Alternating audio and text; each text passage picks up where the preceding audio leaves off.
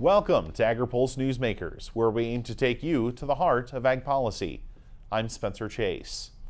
Our guest this week is USDA's Gloria Montaño Greene, who joins us to discuss recent disaster aid funding provided by the department. But first, here's this week's headlines. The House Ag Committee advanced legislation to create a new position in the Department of Agriculture to investigate potential violations of the Packers and Stockyards Act. The committee cleared the bill on a mostly party-line vote after a hearing process that concluded on Wednesday. The bill's supporters argued the enforcement mechanism was needed to ensure antitrust law is properly enforced by the federal government. But industry groups and the committee's GOP members said the new position would be duplicative and worried about the office possibly having a political agenda. Biden administration leaders are leaving open the possibility of retaliatory tariffs over Canada's most recent offer to resolve a trade dispute involving American dairy imports. Ag Secretary Tom Vilsack says he offered a rebuke directly to Canadian ag officials at a recent G7 conference, saying the U.S. is not satisfied with the proposal.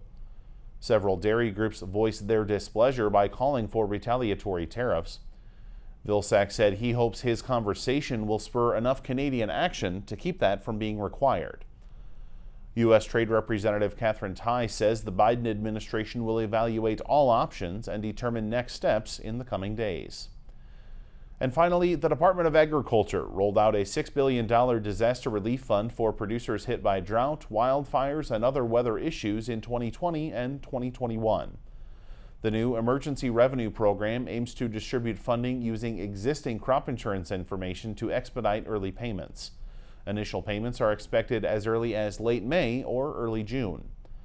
The announcement is welcome news to producers across the country who were waiting for more funding through the former Wildfire and Hurricane Indemnity Program Plus. USDA also announced the Emergency Livestock Relief Program earlier this year to address the disaster concerns of livestock producers. Gloria Montaño Greene is USDA's Deputy Administrator for Farm Production and Conservation Services, and she says the department had to answer a few questions before the program could be rolled out. It was passed at the end of September, and what we decided to do is what could we learn from what was previously known as WIP. We knew that there had a lot of concerns and issues on how it felt for the producer to apply for the program and to enroll, and what it also meant for the staff that was implementing it. So we took a step back to be able to say, what is the need? What are the disasters that people have been impacted that weren't previously covered? And how could we think about doing something that was a better interaction with the producer and a better interaction for the staff that ultimately is helping the producer on many fronts every day in a county office? So we thought about how we could leverage data and how we could get payments out quickly. So we run it by principles and what values we wanted to do on how this ease was. So we stopped and we listened and researched it on the program, which we also had to layer with IT and implementation and knowledge of information and data sets. It's why we decided to go through two phases, one being a one phase for livestock, a one phase for crop, and then we'll be having a second phase for livestock and the second phase for crop.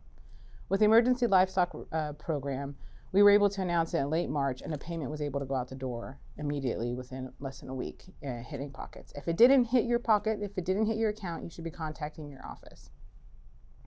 And we know things were not covered that will need to be done in phase 2 and already having those conversations and what that means.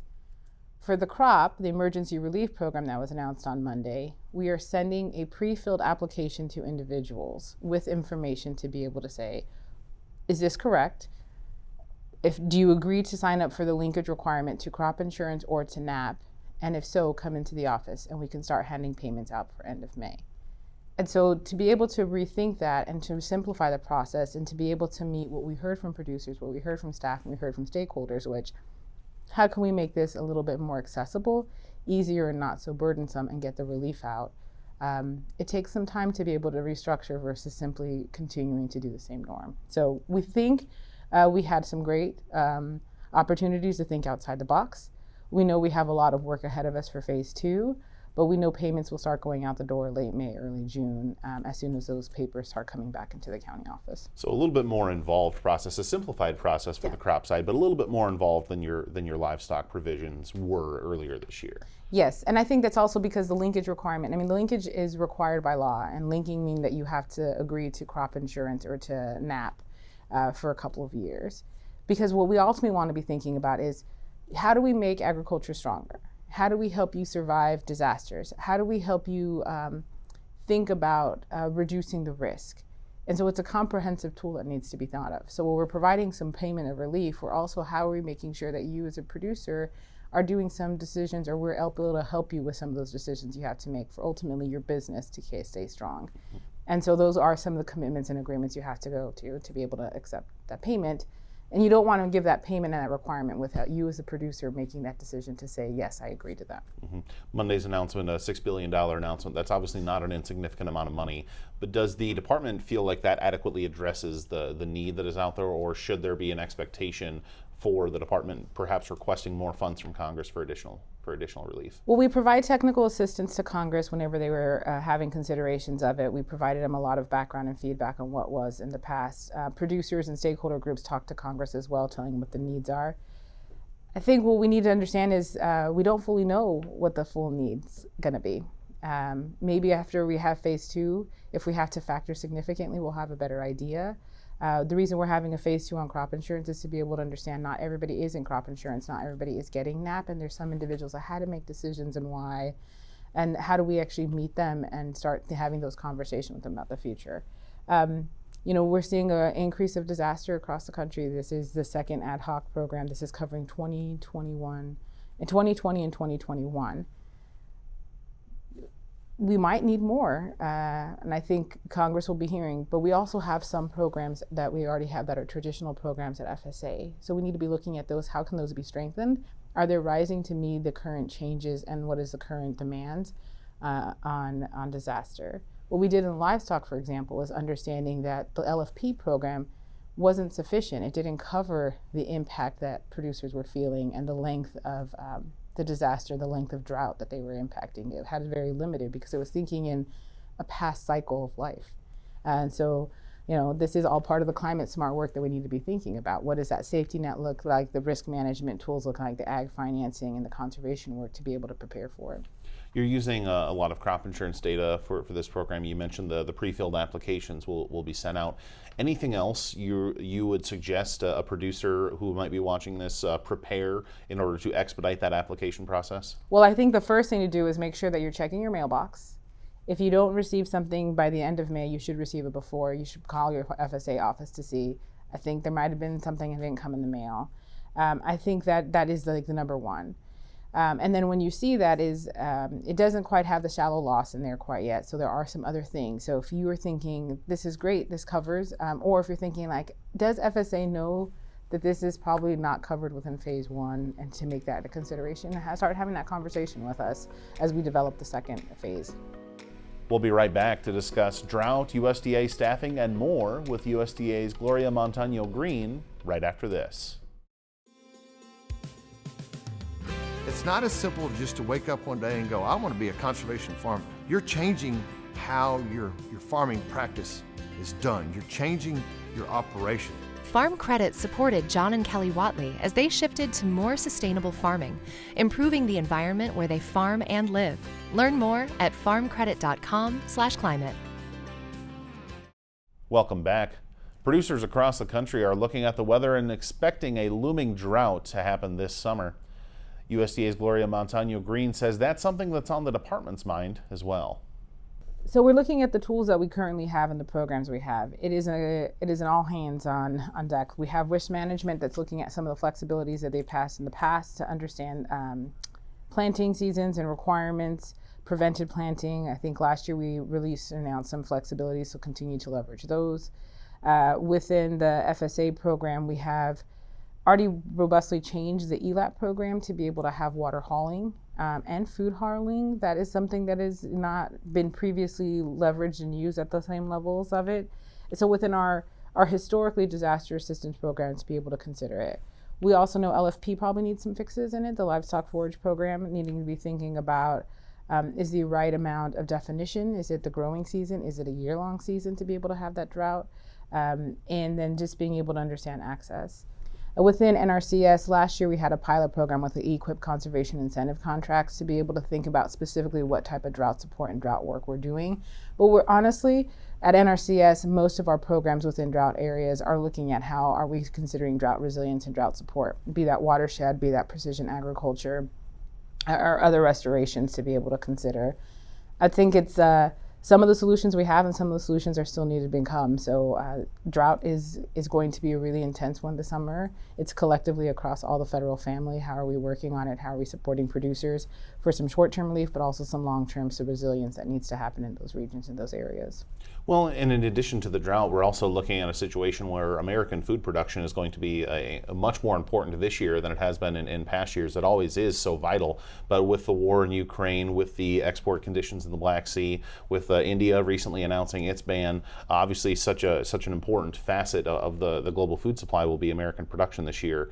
But countering that with the drought, it seems as if there are some flexibilities on the table. Secretary Vilsack has mentioned the possibility of, allowing the early cultivation of some CRP contracts yet later this year.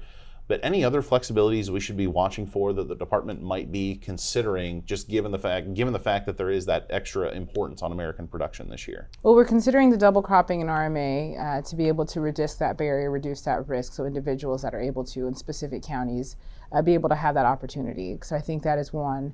There are some areas where the precipitation isn't in a different area of it versus like in the drought component. So making sure to be thinking about county per county, state by state, some of those distinctions there. You mentioned the Conservation Reserve Program. There are some that are expiring, and how are we educating and promoting for them their ability to prepare their lands for planting, be it for 22 or 23. So we have to be realistic on what cycle they're about to participate in and how they're preparing their lands to move forward. And I think just having conversations about the importance it is. And honestly, American farmers and ranchers have always been paying attention and have always risen to the occasion to be able to serve, be it for the country or for the world. And so I think this is definitely one of those ones that we're going to be seeing that again. I want to ask you quickly here as well, because obviously anytime you think about some of these programs, some of these things that producers are going to need to do, they're going to need to interact with a USDA official on the ground in their local county office. How is FSA and NRCS and that local level USDA staffing looking at this point? Do you all have the people on the ground to implement these programs and to help producers with the questions that they're going to have? So we have the staff on the ground. We have the staff that have been working nonstop. I think the secretary has been on the Hill a couple times the last couple weeks sharing we do need more. We need more staff. The rising to the occasion and the technical assistance, the guidance and the support that is provided by these individuals is definitely there. And anybody that has interaction with an FSA or NRCS staff knows the commitment and the care to their community, to agriculture is 100%. We do have great staff that are serving, and I think, like the secretary shared, we also need to be investing a little bit more into those. And so we're pushing forward on Congress, and Congress has had that clear message. And I think some of the budget hearings that the secretary has participated in has shared that. But I think it's also how can we leverage and think about communication and using stakeholders in conversations to be able to have it. It's not just us. It's also, even if we're saying it at USDA, sometimes how are you hearing it from your colleague? How are you hearing it from your neighbor to be able to say, is this a practice I want to start considering? Is this something that I'm comfortable in pursuing, knowing the changes that are happening either by climate change or drought or other areas that are around me? Mm-hmm. I want to, before I let you go, ask one more question about the prospects of some folks on Capitol Hill have suggested, given WIP, given ERP, given these ad hoc programs that Congress and the administration partner to provide, it might be time to consider having some kind of a more permanent disaster relief program on the shelf that the department can pull from to provide assistance more quickly rather than waiting on a congressional appropriation. Your thoughts, USDA's thoughts on the prospect of a permanent disaster program to address some of these issues? Well, we have some permanent disaster programs. And do those permanent disaster programs need to be looked at to be able to see what are we providing to? Do they need to be adjusted? Is it something to consider in the next Farm Bill? I think one of the things is we need to be considering what is it for mine, FPAC, Farm Production and Conservation, which is what are we providing in the safety net, what are we providing in the financing, what are we providing in the conservation tools and the risk management tools. So I think we also need to be thinking about that comprehensively and how disaster is throughout. It is true, a lot of our disaster programs are indemnity paying in arrears. We need to be thinking about how are we able to be quicker and more responsive. So I'm not too sure if it's like a full ad hoc one or if it's thinking about what are some of our permanent programs to be a little bit more proactive or be able to be a little bit quicker in response. And so it's a great opportunity to be considering and pursuing those discussions in the Farm Bill. Gloria, thanks for joining us. Thank you. We'll be right back to discuss this week's news with our panel. But first, Hannah Pagel takes a look at acreage leaving the Conservation Reserve Program in this week's Map It Out. The Biden administration is looking to farmers to help alleviate the global food shortage by planting winter wheat this fall on ground that's coming out of the Conservation Reserve Program. Unfortunately, much of the ground that would be available is in states that are suffering from prolonged drought.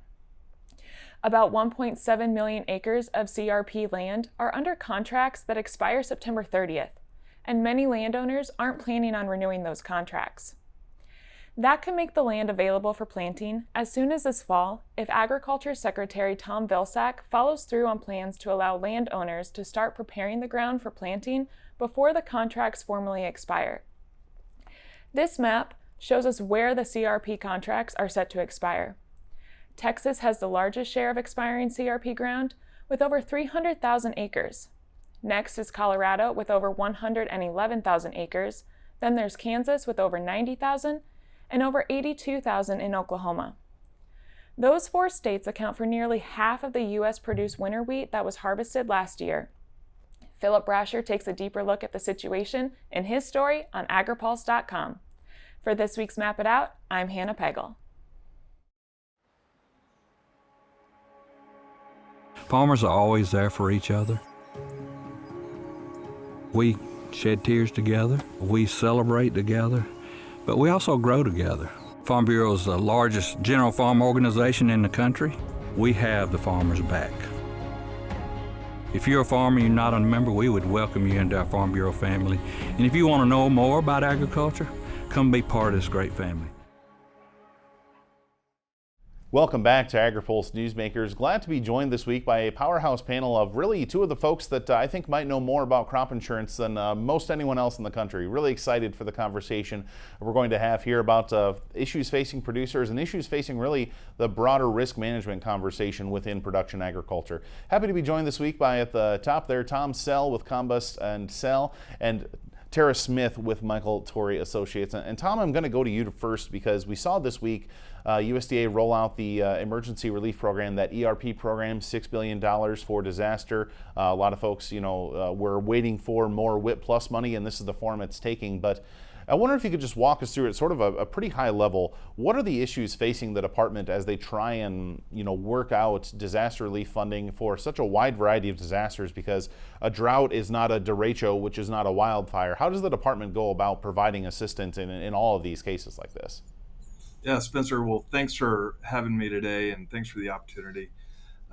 We were happy to see the rollout. Finally, Congress passed this legislation in September of last year. It was the end of September 30th, to be fair. President Biden signed it into law. $10 billion was provided to provide disaster relief, really, in the sense of Congress and the legislation said in the same form as what they've done in the past. And of course, we had 3 years of precedent rolling into this, the WIP and the WIP Plus programs in 17, 18, and 19. What I think producers and the crop insurance industry and producers generally really liked about the model of WIP and WIP Plus was that it built upon crop insurance. So if there was an indemnity that was paid out in crop insurance, the relief provided by WIP Plus, or now ERP, would just be stacked on top of that. In doing it that way, one, it builds on a set of data that's robust and already out there. It's based on data and on adjustments that there are opposite sides of a financial transaction where it keeps accountability in the system, and it should theoretically provide an easier way to get this out quickly. I think what the delay this year was really refine that process to make it a lot easier for the FSA accounting offices, for the producers, for the crop insurance agents who kind of stand beside and hold the hands of producers through these processes. So in this phase one, which was announced this week, the desire was to simply put out pre-filled applications from Kansas City, send them to the producers, where essentially they could check based on their crop insurance records and crop insurance data if it looks like the right calculation, if they were in a disaster area where this program builds on top of those losses, they can simply sign and be done with the process. That's much simpler than the way that WIP was carried out, where you had this kind of recreation of data that had already been set up in crop insurance. It was done on kind of different options and different units, and it just created a lot of kind of well, it was just burdensome. It was burdensome for and the crop insurance agents. If there was a good side, it got that infrastructure that supports farmers in the country working together, perhaps better than they ever had before. That was a plus side, but I think this new system and the time they took, it was a wise investment of time to try and make this rollout a lot smoother. Mm-hmm.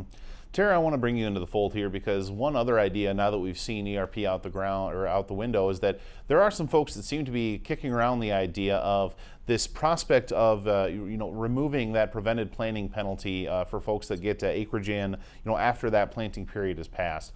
I know there's a lot of crop insurance implications for that. I know there's a lot of just implications across a number of different industries.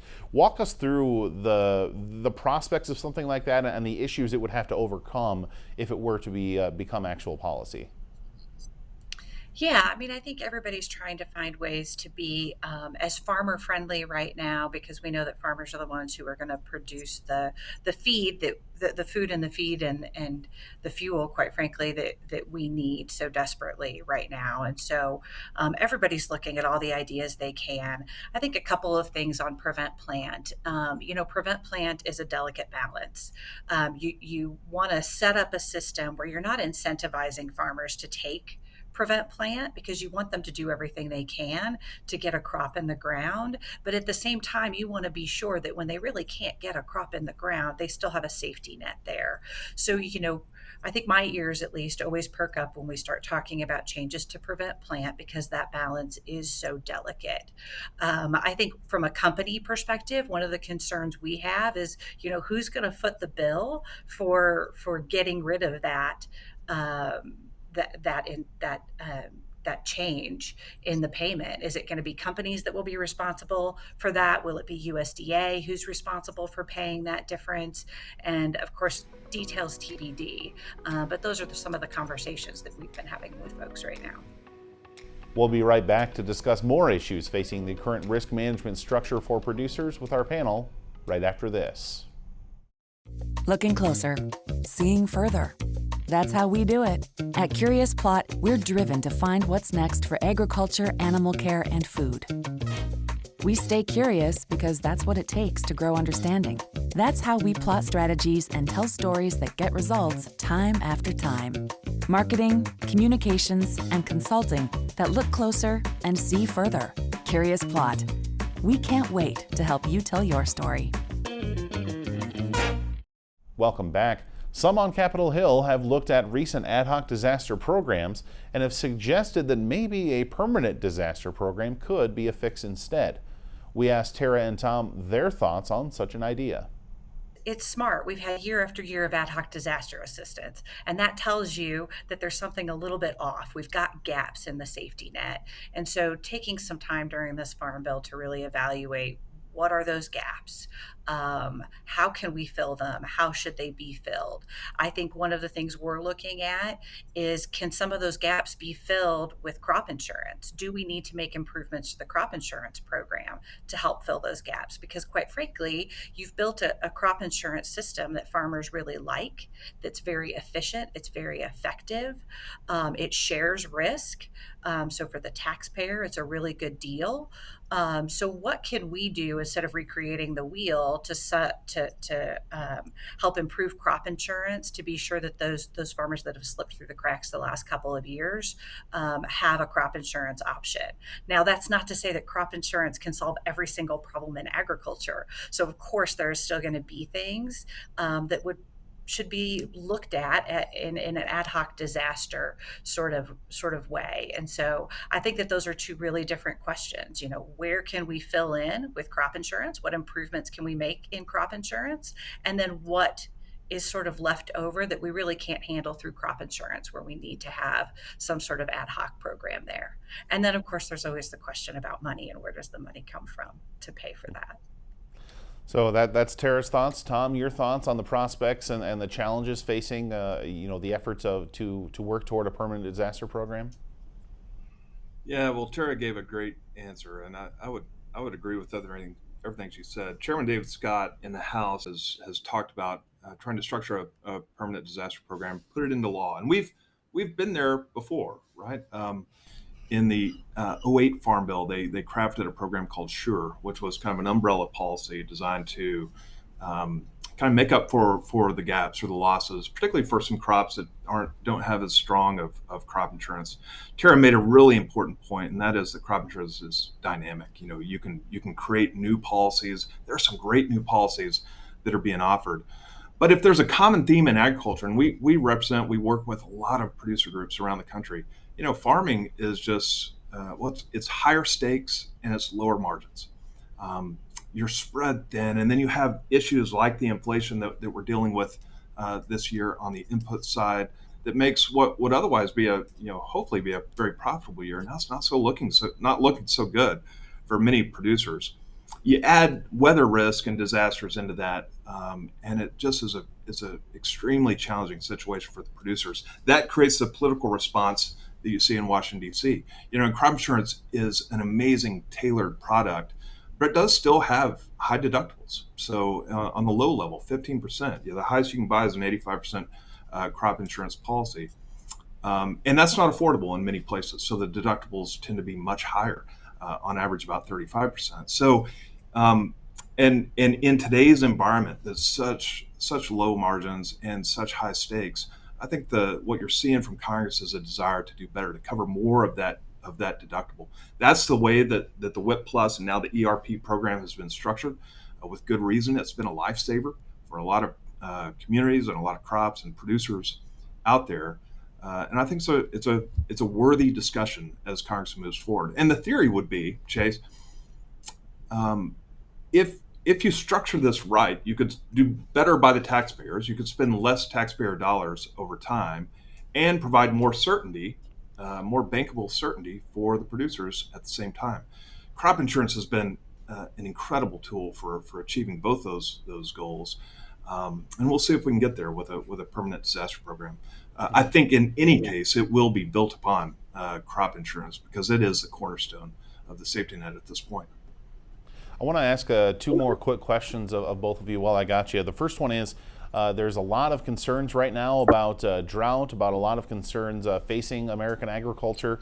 Any worries on your part? I'll start with you, Tom, and quickly, if we can, just any concerns about maintaining the actuarial soundness of the crop insurance system in this year, given the demands that will be placed on it? Absolutely. It's always a concern, and it's of paramount importance to the integrity of the crop insurance system, which is something that we all value. But that's another place where Congress can intervene if there are additional needs. They can and they should provide the resources to address those additional needs through an ad hoc bill, or even this is something that would be a big part of the discussion in a standing disaster situation. It's this time of year is always wild and woolly, right? We have too much water in the northern plains. We have very intense drought in the Southwest. The world is in need of calories, of protein, and the production of the U.S. farmers. The U.S. farmers are, in fact, the greatest hope of the world for getting through this potential food crisis that we're looking at in the summer and fall because of weak South American crops, because of the Ukraine situation. There are a lot of factors come to play right now. It certainly makes us, and I think the lawmakers in D.C. appreciate the incredible role that the American farmers play in feeding and meeting the needs of the world on a yearly basis. And Tara, I'll wrap things up with you. Your thoughts on concerns about the maintaining actuarial soundness in a year like this for crop insurance? Yeah, I mean, it's really tough. Again, we want to do everything we can to help farmers put a crop in the ground, but that actuarial soundness, it's the core integrity of the program, and so maintaining that and making sure that we've got a tough year this year, making sure that we aren't doing things this year that sort of have long-term negative consequences on a program that time and again we hear from farmers is the cornerstone of the safety net, as Tom said. So making sure that we don't do anything to do long-term harm to the program by trying to make tweaks this year to address specific problems this year is going to be important, but it's always a balancing act because, again, we want to do everything we can to help farmers get a crop in the ground and make the crop we need this year. So. Very good. Well, obviously, it's going to be such a tumultuous year. As Tom mentioned, the importance of the U.S. Farmer, given the war in Ukraine, as Tara mentioned, the importance of maintaining that actuarial soundness and doing no long-term harm to the existing risk management structure, something that we're definitely going to be monitoring throughout the rest of the year. And Tom and Tara, we thank you again for joining us. We'll be right back with more Agri-Pulse Newsmakers. But first, our Hannah Pegel heads to the Great Lakes for this week's From the Field. Hi, I'm Elizabeth Pauls, a Michigan apple grower and U.S. Apple board member. U.S. apple growers typically export $1 billion worth of apples annually, but those sales have been crushed by the U.S. steel and aluminum tariffs on key markets like India. What is being done to resolve these trade disputes, which President Biden made a focus of his campaign? Thanks for the question, Elizabeth. The Biden administration is slowly undoing the Trump administration's Section 232 tariffs on steel and aluminum that resulted in retaliatory tariffs on U.S. goods such as apples. So far, the U.S. Trade Representative has reached deals to repeal the 232 tariffs with the European Union, Japan, and the UK. The next logical deal USTR would make would be with India. But so far, there's been no announcement yet from the Biden administration that those talks are on the schedule. India is known to be a difficult trading partner. The Trump administration tried and failed to hammer out a deal with the country to address India's qualifications on accessing tariff-free products in the U.S. market. But on a positive note, U.S. Trade Representative Katherine Tai has already racked up a win for the U.S.-India trade relationship. In January, India announced it would lift its ban on U.S. pork. If you'd like to have your question answered on From the Field, send an email to newsmakers@agripulse.com. For Agri-Pulse, I'm Hannah Pegel. Did you know Agri-Pulse has all your favorite podcasts, including Open Mic, Newsmakers, and Drive Time? Take us wherever you go. Subscribe at agripulse.com or on Spotify, Google Play, or Apple Podcasts. Agriculture Future of America is a nonprofit building transformational leaders in food and agriculture. AFA prepares college students to join the workforce as innovative and engaged young professionals who will shape the future of agriculture. Head to agfuture.org to find out how you can get involved. Thanks again for tuning in for another episode of Agri-Pulse Newsmakers. Before we let you go, here's what's on the horizon for the week to come. The House Select Committee on the Climate Crisis is set to explore the food supply chain in a Tuesday hearing. Then on Wednesday, the House Ag Conservation and Forestry Subcommittee is planning a hearing to study careers in conservation. We'll be sure to keep an eye on Capitol Hill as it heads into the Memorial Day recess and all the other twists and turns of farm policy at agripulse.com. And be sure to stop by on Sunday for more in our Washington week ahead. For Agri-Pulse Newsmakers, I'm Spencer Chase. Have a good one. Newsmakers is a production of Agri-Pulse Communications. For more ag policy news, visit agripulse.com. You can also find our new content on YouTube and wherever you get your podcasts. Don't forget to follow Agri-Pulse and our correspondents on social media to get breaking news and more.